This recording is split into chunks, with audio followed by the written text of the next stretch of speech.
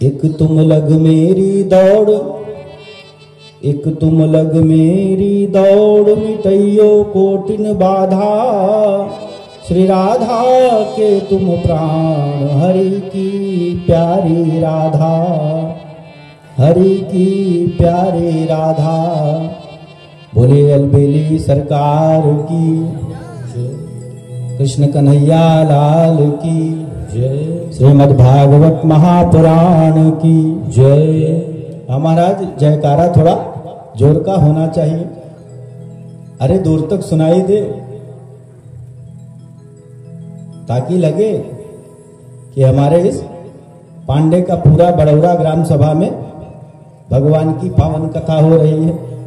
बोले आनंद कंद भगवान की जय, कृष्ण कन्हैया लाल की जय, द्वारिका नाथ की जय, नाग के नथैया की जय, बलराम जी के भैया की जय, गोपियों के कन्हैया की जय। जय जय श्री राधे श्याम।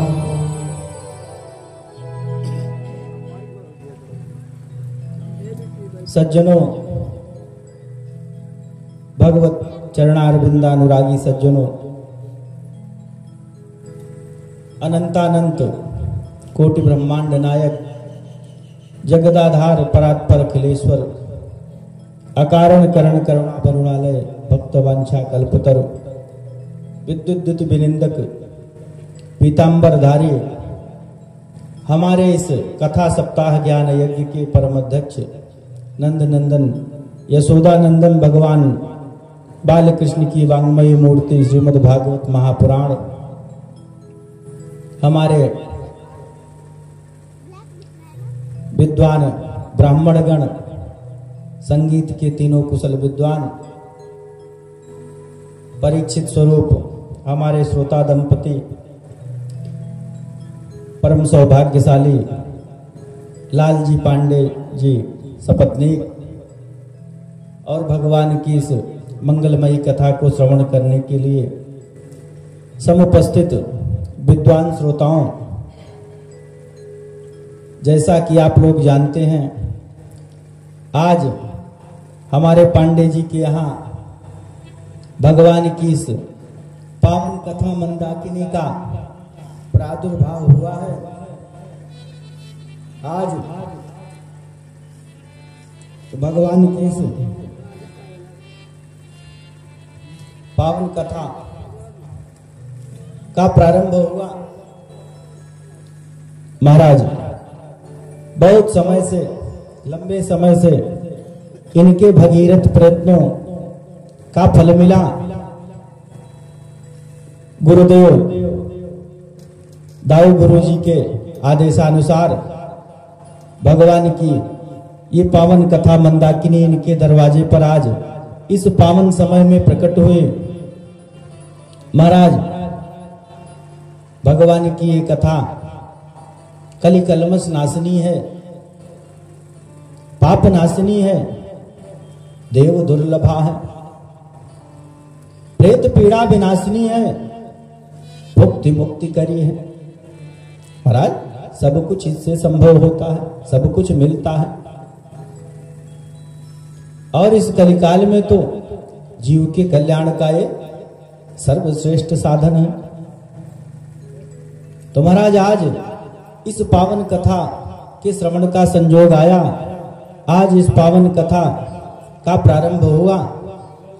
बहुप्रतीक्षित, जो बहुत लंबे समय से इसके लिए हमारे पांडे जी प्रयत्न कर रहे थे।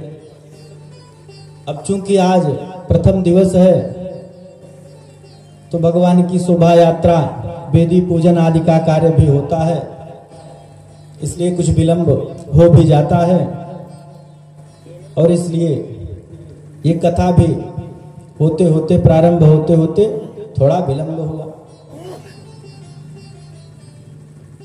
और महाराज भगवान की इस पावन कथा को श्रवण करने के लिए किसी आमंत्रण पत्र का होना आवश्यक नहीं होता। अरे जहां भी जो भी सुन पाए कि भगवान की कथा है, तो अपना कल्याण करने के लिए मनुष्य को, जीव को खुद ही चले जाना चाहिए। और फिर भी वैसे तो बड़ा बढ़िया सुंदर सा कार्ड भी छपा है, देखा मैंने, सबको बांटा भी गया, दिया भी गया है। लेकिन यदि किसी का रह गया हो, अभी तक न पहुंचा हो, जा रहा हो, नाम लिख के पड़ा होगा, तो मैं ही सबको बुलाए लेता हूं। सब लोग जो जहां तक सुन रहे हों और जहां तक आगे बता सकेंगे, सबका आमंत्रण है, सब लोग आए भगवान की इस पावन कथा में। मैं अपने मुख्य जजमान लालजी पांडे जी के साथ आप सभी को आमंत्रित कर रहा हूं। कोई विशेष न रहे, सबका आमंत्रण है। बोले आनंद कंद भगवान की जय हो, कृष्ण कन्हैया लाल की।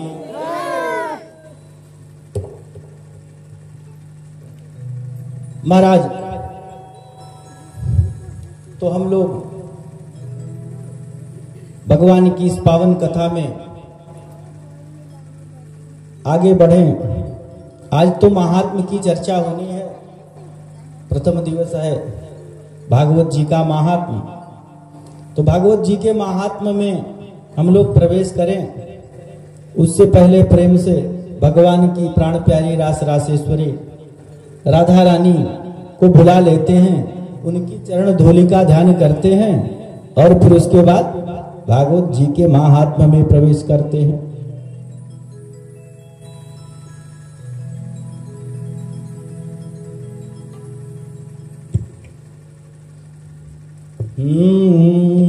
चरणन की रज पाऊं, चरणन की रज पाऊं, किशोरी तोरे चरणन की रज पाऊं, चरणन की रज पाऊं, चरणन की रज पाऊं, किशोरी तोरे चरणन की रज पाऊं।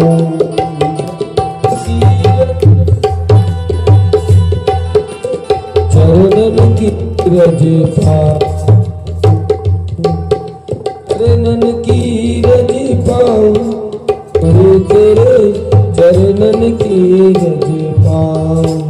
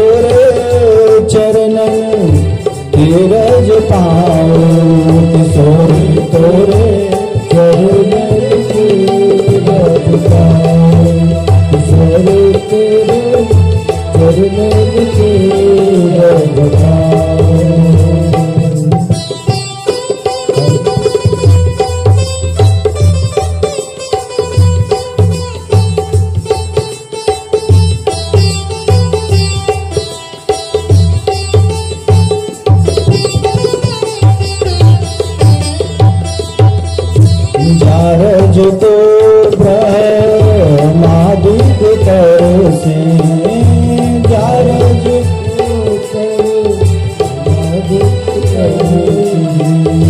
जारज तो ब्रह्मादिक तरसे सूरज शीश चढ़ाओ किशोरी तोरे चरणन की रज पाओ किशोरी तोरे चरणन की रज पाओ चरणन की रज पाओ चरणन की रज पाओ किशोरी तोरे चरणन की रज पाओ किशोरी तोरे चरणन की रज पाओ किशोरी तोरे चरणन की रज पाओ सबरे गाई रज पाओ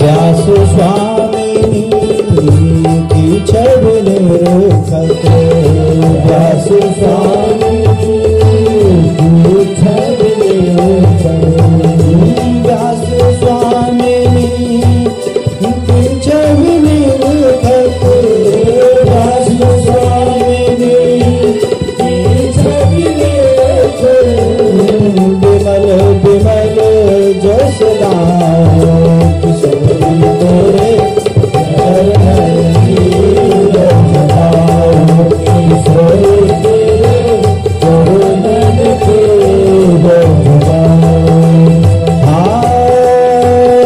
चरणन की रज पाओ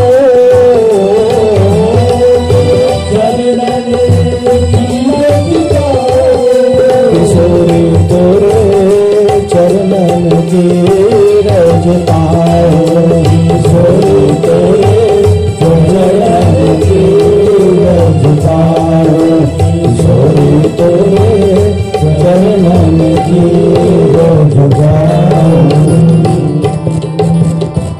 बोले अलबेली सरकार की जय, वृषभान दुलारी की जय, राधा प्यारी की जय, राधा गोविंद युगल सरकार की जय।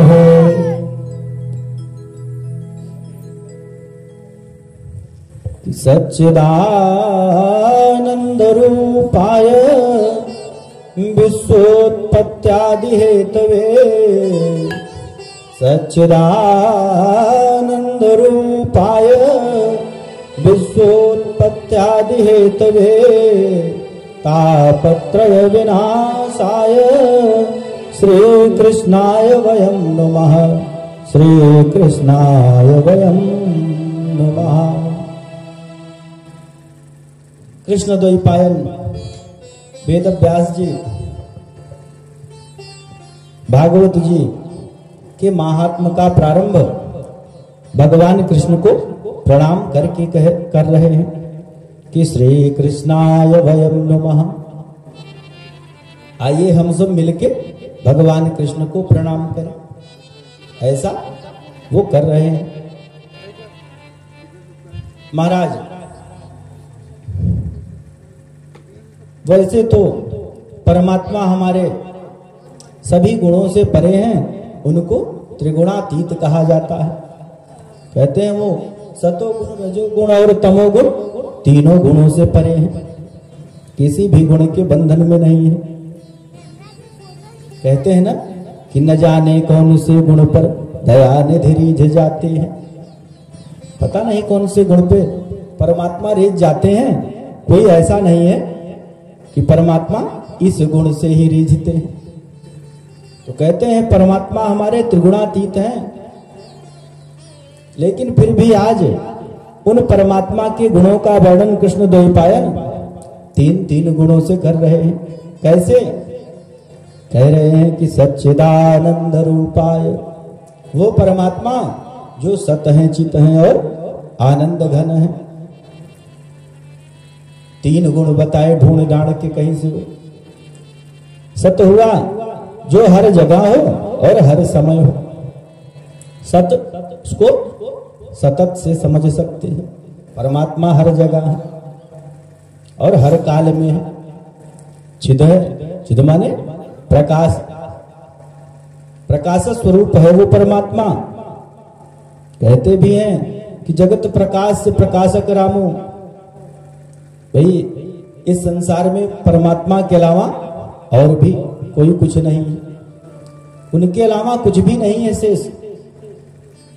और तीसरा गुण बताते हैं आनंद, वो परमात्मा आनंद स्वरूप है। कहते हैं उसका स्मरण करते ही हृदय आनंद में भर जाता है। तो परमात्मा हमारे कैसे हैं? सत हैं, चित हैं, आनंद हैं, सच्चिदानंद घन है। विश्वोत्पत्त्यादि हेतवे। भाई भक्त कहता है व्यास जी से, महाराज परमात्मा हमारे सच्चे सत हैं, चित हैं, आनंद हैं, तो उसमें हम ज्यादा बुद्धि क्या लगाएं? अरे ठीक है, होंगे जैसे होंगे। आगे बताते हैं कृष्ण द्वैपायन, नहीं नहीं, वो इस संसार की उत्पत्ति, पालन और संग्रहण के आदि हेतु है। विश्वोत्पत्त्यादि हेतवे। महाराज जब इस सारे संसार की उत्पत्ति वही करते हैं, वही पालन करते हैं, वही संग्रहण करते हैं, तो हम ही अकेले अपनी बुद्धि उनमें क्यों लगाएं? अरे जब सबके लिए वही है तब फिर अपना विशिष्ट प्रयत्न करने की क्या आवश्यकता है? भाई हम क्यों प्रणाम करें? अरे जब सब धान सब तैसे से रहे तो सब वैसे ही है। कह रहे हैं नहीं नहीं, तापत्रय विनाशाय, वो परमात्मा उसका स्मरण करने मात्र से तीनों ताप नष्ट हो जाते हैं। तापत्रय विनाशाय, आधि दैविक, आधि भौतिक, आधि आत्मिक, वो तीनों तापों का नाश करने वाला है। इसलिए श्री कृष्णाय वयम नमः, इसलिए हम सब लोग मिलके भगवान कृष्ण को प्रणाम करते हैं। तो प्रथम महात्म के प्रथम अध्याय के प्रथम श्लोक में भगवान कृष्ण को प्रणाम करते हैं। महाराज बात तो बड़ी सरल सी लगी, क्योंकि प्रणाम तो प्रथम अनुशासन है भाई। सबसे पहले कोई दिखा, कोई मिला तो प्रणाम ही होता है। लेकिन महात्म के इस प्रथम अध्याय के प्रथम श्लोक में ही मानो पूरे भागवत का सारांश रख दिया है कृष्ण द्वैपायन ने। कैसे? कहते हैं भाई, जिन परमात्मा का वर्णन पहले कर रहे हैं कि सच्चिदानंद रूपाय, ये तो निराकार परमात्मा का स्वरूप है, निराकार परमात्मा के गुण हैं। ये निर्गुण निराकार का गुण है। और अंत में आके प्रणाम किसको कर रहे हैं? सगुण साकार कन्हैया को। महाराज चले निर्गुण से आ गए सगुण पे। अर्थात आज महात्म के प्रथम श्लोक में ही वे संकल्प कर रहे हैं कि वो परमात्मा जो निर्गुण निराकार है वही सगुण साकार बन के आया है, वही कृष्ण के रूप में आया है। इसलिए हम प्रणाम कर रहे हैं ऐसे परमात्मा को कि श्री कृष्णाय वयम नमः। क्योंकि महाराज निर्गुण और सगुण का बड़ा झंझट है, बड़ा झगड़ा है। कुछ लोग कहते हैं भाई वो परमात्मा तो निर्गुण निराकार ही होता है, हम किसी सगुण साकार को नहीं मानते। बहुत से लोग महाराज अवतारवाद में भी विश्वास नहीं करते, वो निर्गुण को ही मानते हैं। लेकिन वो परमात्मा जो इस सारी संसार की सृष्टि करता है, विभिन्न प्रकार के जीव जंतु कीट पतंगे सबको बनाता है, अरे क्या वो खुद अवतार नहीं ले सकता? हमारे यहाँ सनातन धर्म में अवतारवाद का सिद्धांत है। क्यों? क्योंकि भाई भगवान ने सबको भेजा तो सबको सन्मार्ग भी तो बताना है। तो मार्ग सन्मार्ग बताने की ये महत्वपूर्ण जिम्मेदारी भगवान आखिर किस पे दे देते? तो इसलिए समय समय पर वो खुद आते हैं अवतार लेके। इसलिए सगुण साकार परमात्मा को प्रणाम कर रहे हैं। और महाराज निर्गुण निराकार की पूजा का कोई विधान नहीं है। निर्गुण निराकार की पूजा करना तो वैसे ही है जैसे कोई सोया हुआ व्यक्ति हो। अब उसके आगे हम लोग जाएं, खूब ढेर सारा प्रणाम करें, दंडवत करें, अंत में उठेगा तो पूछेगा भैया आप कितनी देर से आए? और सगुण साकार परमात्मा हमारा जीता जागता जीवंत परमात्मा है। अरे जैसे हम दूर से देखते ही किसी को पहले से ही प्रणाम कर लेते हैं, पहले से ही उसका स्वागत कर लेते हैं, वैसे ही ये परमात्मा है। और इस बार कृष्णावतार में तो वो खुद ही सबको रिझाने आया है। भाई निर्गुण निराकार परमात्मा के लिए बड़ा प्रयत्न करना पड़ता है। कहते हैं ये नियम योग व्रत दुनिया भर का है। समाधि लगी तो किसका ध्यान आया? कुछ अता पता नहीं। अरे सगुण साकार परमात्मा बस मीठा मीठा भजन गाना शुरू किया और परमात्मा सन्मुख आए।